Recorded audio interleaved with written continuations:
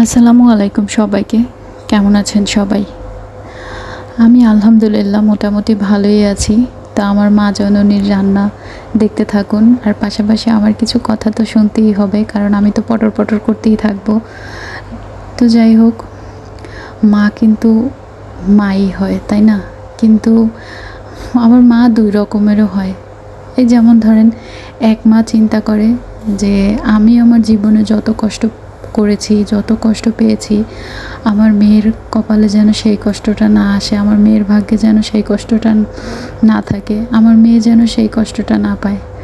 আবার আর একদল মা আছে যারা আসলে চিন্তা করে আমি যেই কষ্ট পেয়েছি আমার বউ কেন সেই কষ্ট পাবে না, আমার বউকে এর থেকে 3 গুণ কষ্ট পেতে হবে। এই আর কি, এক একটা মায়ের চিন্তাধারা এক এক রকম।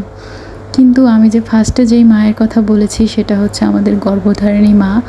তো যদি প্রত্যেকটা সংসারে শাশুড়িও যদি সেরকম চিন্তা করতো, সেরকম ভালোবাসতো যে না, আমি যেই কষ্টগুলো পেয়েছি আমার ছেলের বউকে আমি কোনোদিনও সেই কষ্ট পেতে দিব না, আর এটা আমার ছেলের বউ মানে আমার আসমানের চাঁদ, আমি আমার ছেলের বউকে আপন করে রাখবো, আগলে রাখবো, কারণ এই বউটাকে আমি যত বেশি ভালোবাসবো তার থেকে 3 গুণ সে আমাকে ভালোবাসবে, কারণ মেয়েটা সব কিছু ছেড়ে ছুড়ে আমার কাছে চলে আসছে, আর এর বাবা মা আমার কাছেই আমানত হিসাবে দিয়েছে, আর সেই আমানতটাকে আমি কখনোই খেয়ানত করব না।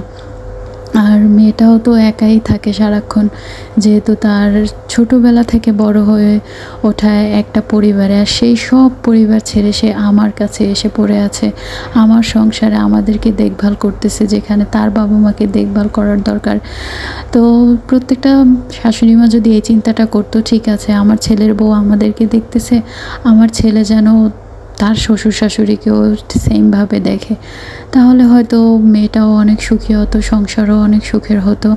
কিন্তু সব শাশুড়িও যেমন এক না, আবার সব মাও তেমন এক না, এক একজন এক এক রকম হয় আর কি।